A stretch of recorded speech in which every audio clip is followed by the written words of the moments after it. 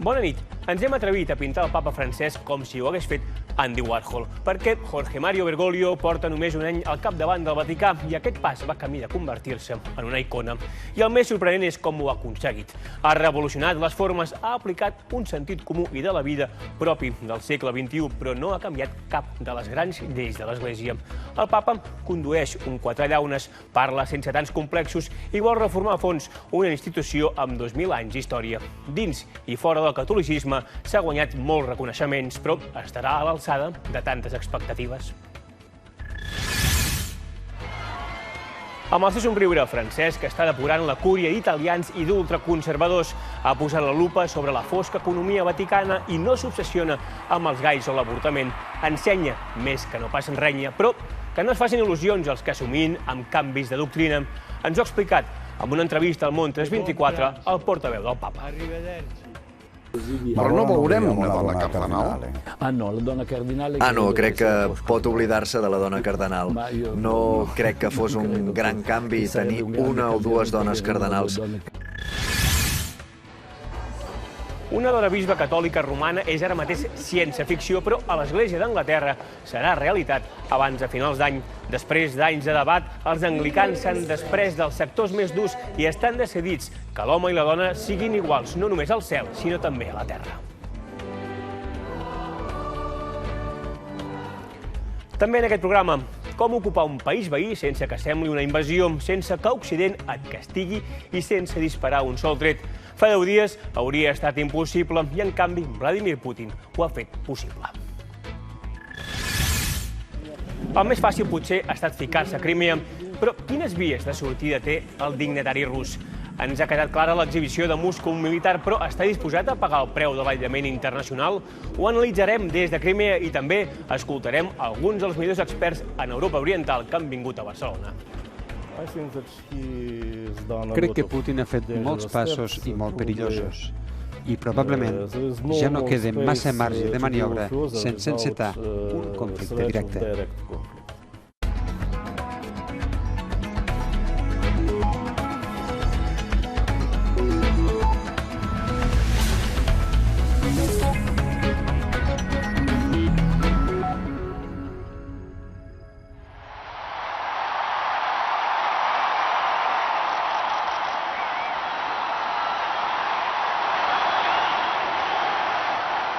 Fratelli e sorelle, buonasera. El seu aspecte i les seves paraules al balcó fa un any auguraven canvis profunds i així ha estat. El Vaticà d'avui té poc a veure amb el de fa un any i Francesc ha evitat de moment un declivi que semblava imparable. Era di dare un vescovo a Roma. Se l'escolten tant catòlics com ateus i això té especial valor en una època orfa de referents i líders globals. Però per arribar a ser aquella icona de què parlàvem fan falta fets i no només gestos i paraules. Farà falta comprovar els resultats de les reformes que ha començat i jutjar si s'acosten de veritat a la realitat quotidiana de molts fidels al segle XXI. D'aquest repte, de les dificultats de canviar l'Església i de la personalitat del papa, Vicenç Lozano n'ha parlat amb l'home que el representa i que li fa de portaveu, el jesuïta Federico Lombardi.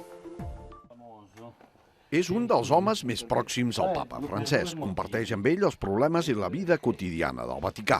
És el director de la ràdio-televisió de la Santa Seu.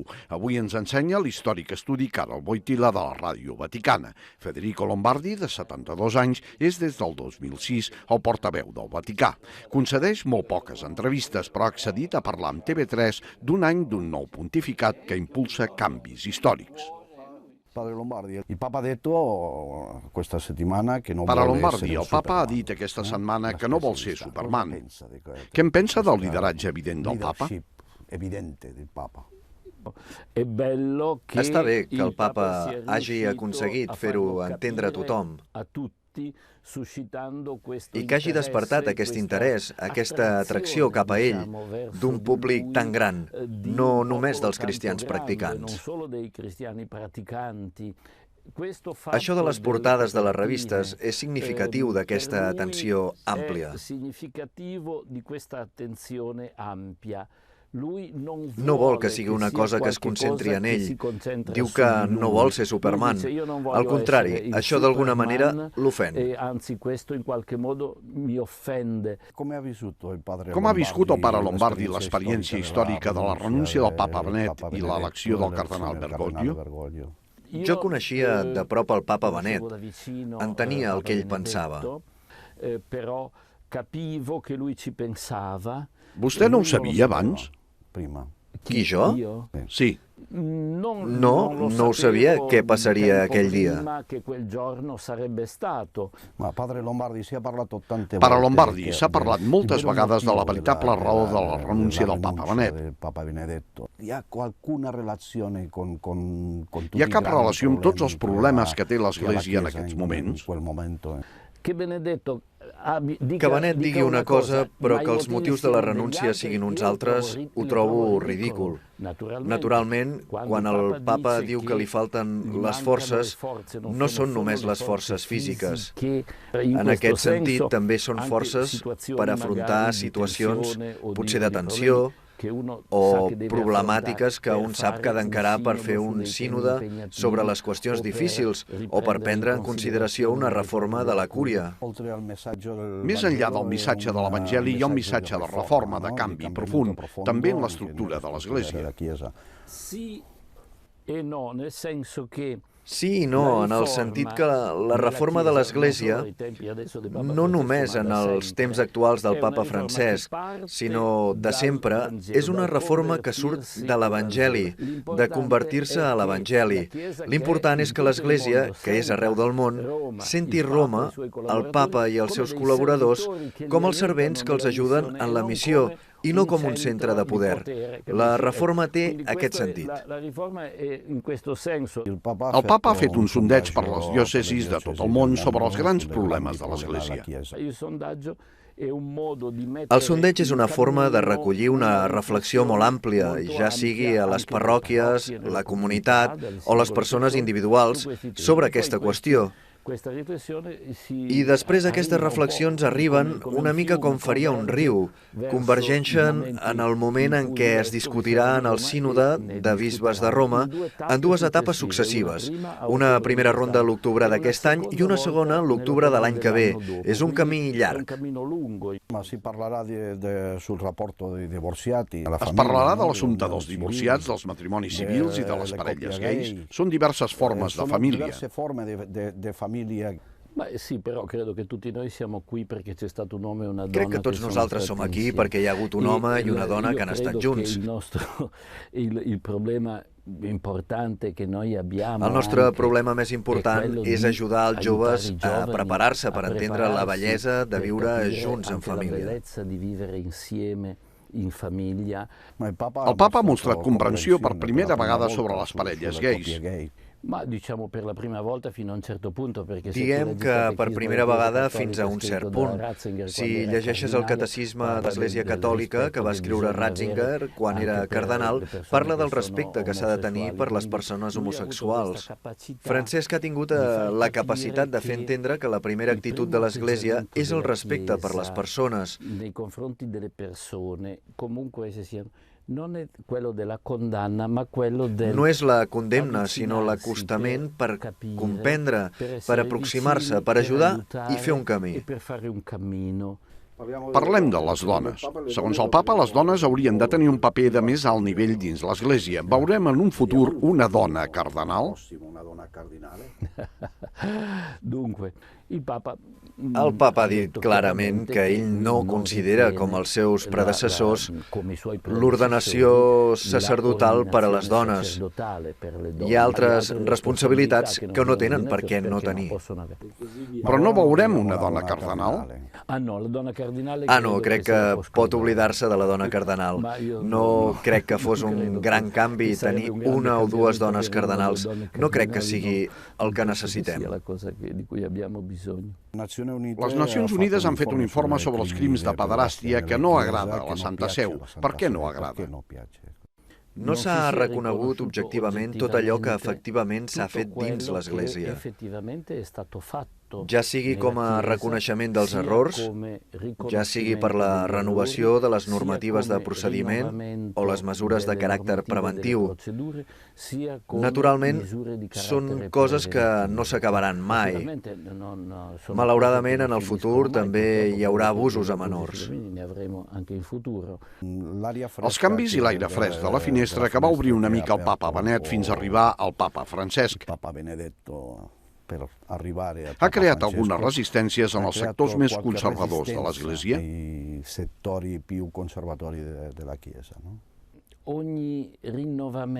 Cada canvi com a tal, si és autèntic, no és fàcil. Se è vero, non è facile. També a vostè, si canvien l'organització de Televisió de Catalunya, li caldrà un esforç. El papa, en l'última entrevista al Corriere della Sera, quan es parlava del consistori dels cardenals, diu que els cardenals, per sort, s'han expressat amb gran llibertat i han tingut posicions diverses. Ha dit que el debat veritable, en què també hi hagi diversitat de posicions, no és una cosa de la qual ha de tenir por, és una cosa que busca, perquè és d'allà on neix de debò alguna cosa nova. Cada part comporta dolor.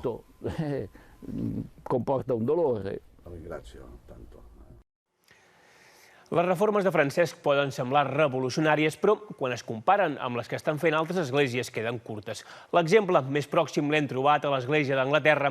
Fa just 20 anys van ordenar la primera dona sacerdot i d'aquí uns mesos hauríem de veure la primera dona bisbe. En molts aspectes, els anglicans estan a anys llum del Vaticà i més pròxims a la realitat del carrer, on molts fidels veuen de bon ull que home i dona tinguin les mateixes oportunitats. Ens ho explica Carles Costa. Diumenge de missa en aquesta localitat als afores de Londres. Aquí és la Rosie, qui fa la cerimònia. Volia ser sacerdot des de ben petita, des dels 7 anys, però aleshores les dones encara no podien ocupar cap càrrec a l'Església d'Anglaterra.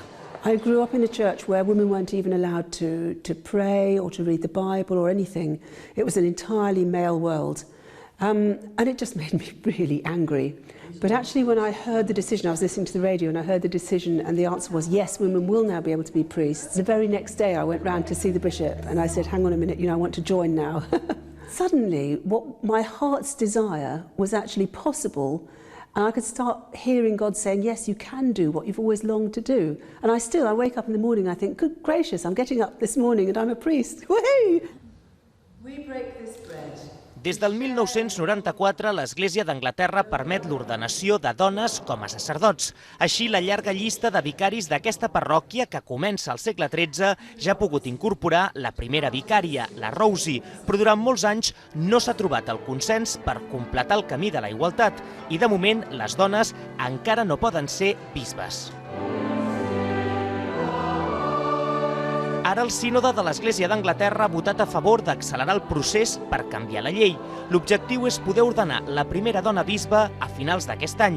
És una qüestió que convenç una amplíssima part de la comunitat, però encara hi ha petits grups tradicionalistes que no ho veuen clar. We're very happy for them to preach, we're very happy for them to visit the sick. Why can they not be in that leadership role? I prefer men. I think it's probably more to do with the time in which I was brought up. Many years ago, and I don't change my mind over these things. Per a la Rosie, mare de 3 fills, l'Església d'Anglaterra juga la credibilitat si no aconsegueix el consens a favor de les dones bisbe.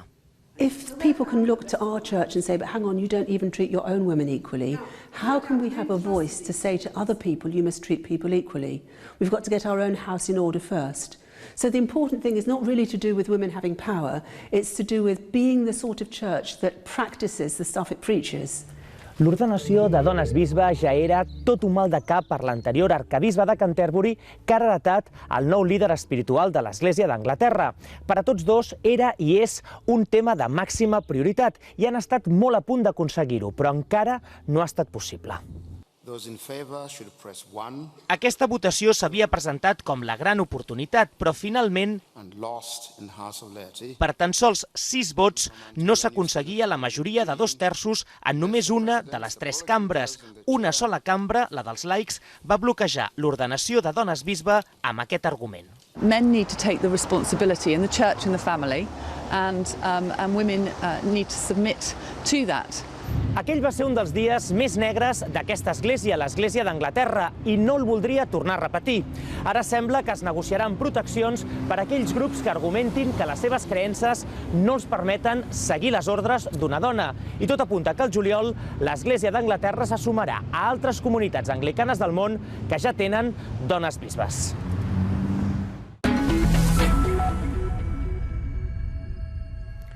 Avui el món ha assistit a una declaració unilateral d'independència d'una regió europea, Crimea.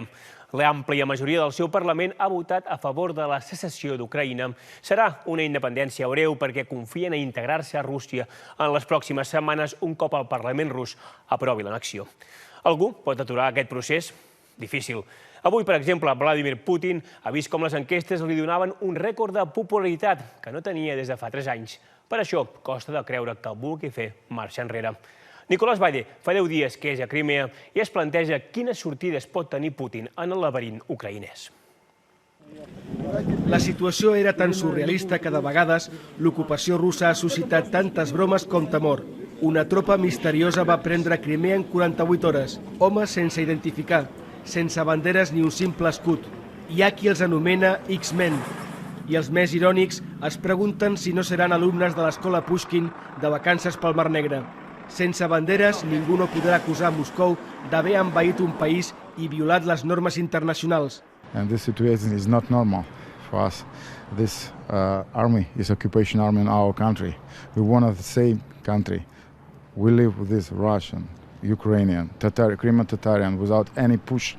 La maniobra ha resultat enginyosa, pròpia d'un Vladimir Putin que ha crescut políticament entre conciliàbuls. Un home acostumat a dir una cosa i fer-ne una altra. Un home capaç de negar l'evidència sense rubor. No porten insígnies, però no cal. Els cascos de la tropa fantasma són del model CB-26, fabricat amb material de compòsits. L'uniforme de combat és del tipus EMR. L'armilla tàctica és del model C-112. I finalment el fusell d'atac AK-74, propietari, en efecte, l'exèrcit rus.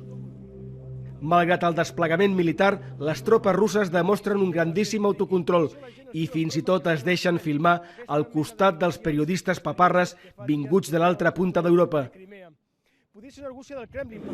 Es nota que han rebut ordres de no comportar-se com ocupants, però ho són. Fa més d'una setmana que bloquegen els vaixells de guerra i les casernes fidels a Kíev. N'hi ha hagut pocs trets i tots a l'aire. Contenció.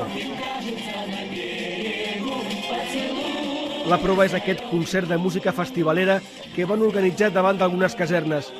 Diuen que per donar suport a les tropes russes. Els soldats ucraïnesos s'ho miraven des de la tanca. Semblaven dir, realment m'està passant això? Doncs sí, està passant. El Parlament de Crimea ha acordat l'annexió del territori a Rússia. El dia de la proclamació van acudir a celebrar-ho uns pocs centenars. La majoria gent gran que ja té tot el peix venut и algún nostàlgic. Мы очень уважаем и любим Путина. Он крепкий хозяйственник и возрождает великую Россию. Это наш родной флаг, за который гибли наши деды, остановили фашизм во всем мире. Спасли Европу и весь мир от фашизма, поэтому это для нас родной флаг. Però més enllà, indiferència o apatia, que pot ser sinònim de resignació o de por davant del salt al buit. Els ucraïnesos tenen por de manifestar-se i la minoria tàrtara i musulmana, de manera inevitable, rememora en silenci la persecució i la deportació ordenada per Stalin. Tampoc ajuda a tranquil·litzar la presència aclaparadora d'homes armats vinculats al radicalisme eslau. Però els russos també tenen por. Por dels sectors de l'ultradreta ucraïnesa que s'han instal·lat al poder. Es trigarà temps en saber si Putin tenia previst la reunificació de Crimea, però el que sí és segur és que ho ha fet gràcies als errors del govern de Kíev i a la poca traça de la Unió Europea. Putin s'ha ficat al jardí crimeà d'estranquis i té el control de totes les cartes. Però quin és el seu pla? 1. Anar més enllà de Crimea. Es podria plantejar intervenir a la Ucraïna oriental de majoria russòfona, que també demana l'ajut de Moscou. Això suposaria una escalada radical d'aquesta crisi i podria obligar Europa i Washington a actuar de manera més enèrgica. Putin, però, recorda la invasió de Geòrgia i sap que Occident protesta molt i punt. 2. Rússia es queda a Crimea i pressiona a Ucraïna. Pot ser l'escenari més probable. L'electorat ucraïnès s'ha polaritzat a través de l'ètnia. Putin n'és conscient i sap que la població russòfona es presentarà a les eleccions del maig amb un bloc unit en favor de Moscou. La seva esperança és poder tornar a influir a Kíev. 3. Repensar la jugada. El que ha passat a Crimea sembla un fet consumat. Ningú no veu Putin retirant les tropes. Significaria perdre punts davant del seu públic fidel. Però sap que la intervenció té un preu. Les sancions econòmiques tenen repercussions limitades. El seu principal temor és quedar-se aïllada en l'escena internacional, ara que Rússia jugava un paper clau a Síria, Corea del Nord o l'Iran. Segurament Occident no pot obligar Putin a sortir de Crimea, però pot fer-li pagar la seva agressió descarada. Aquesta invasió pot ser interpretada com un error tàctic de Vladimir Putin. No li calia fer aquest gest, perquè en aquest territori ja disposava de tropes i de bases militars de manera permanent. Aquesta ocupació és un gest contra Occident, no contra Ucraïna. Nicolás Valle, TV3, Península de Crimea. L'evolució de la situació a Crimea i per extensió a Ucraïna ofereix moltes més preguntes que respostes. Derivades del conflicte, escenaris de futur, legitimitat i interessos de les parts, n'hem traslladat algunes a 3 estudiosos de l'entorn postsoviètic que aquests dies visiten el CIROP de Barcelona.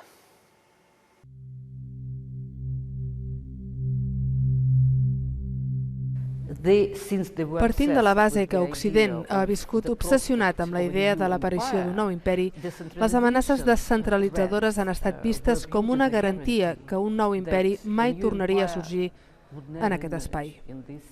I en la meva opinió, el que ha fet és triar la pitjor estratègia per assolir aquest objectiu. Des del moment en què els ciutadans d'un estat veí són capaços de fer fora el president del país a través de protestes i donat que a Rússia la situació és complicada i la gent està descontenta amb el règim de Putin, això és un precedent molt perillós per a ell.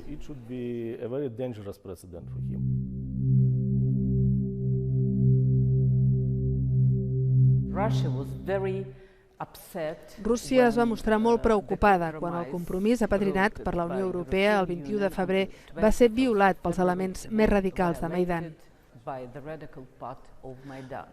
Un fet que va posar en dubte les garanties internacionals ofertes per la Unió Europea.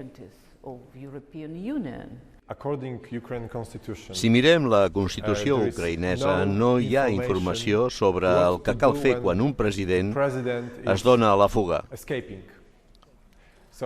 Per tant, en aquesta situació, el Parlament i el govern ucraïnès van decidir actuar no contra la Constitució, sinó que van actuar, diguem-ne, per damunt de la Constitució.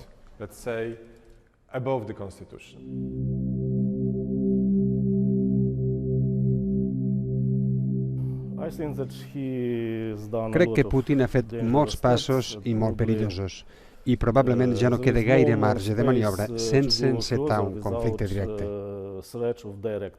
Per tant, el millor que es pot fer ara és parar i recular. D'aquí a unes setmanes, Rússia començarà probablement algun tipus de negociació política i esperarà concessions. I la concessió més òbvia que es pot oferir a Rússia és que Ucraïna esdevingui un estat federal. Si això passa, voldrà dir que quan el govern ucraïnès vulgui incorporar-se a la Unió Europea, haurà de tenir l'aprovació de totes les autoritats federals, incloses les de la península de Crimea. I això vol dir, a la pràctica, que Ucraïna no podrà signar mai un acord d'associació amb la Unió Europea ni incorporar-se a Europa. Es podria comparar aquesta crisi amb la crisi dels míssils en temps de la Guerra Freda. Ens hem situat a un petit pas del conflicte militar. Però tinc l'esperança, potser és un sentiment irracional, però tinc la sensació que no hi haurà un conflicte armat. Doncs fins aquí el Món 324 d'aquesta setmana. Tornem dimarts que ve. Els deixem, com sempre, amb algunes de les imatges dels últims 100 dies. Bona nit. This flight MH370 최고인민회의 대의원으로 높이 초대되셨음을 보도한다. Common interest. We are one people. Our interests go together. Nunca antes en la historia existió un líder que amara con autenticidad a este pueblo. L'affaire Copé, le scandale Buisson et une énième affaire Sarkozy, ça fait beaucoup. Ça fait vraiment. La falta de justicia puede llevar a que haya acuerdos de paz en La Habana y más violencia en Colombia.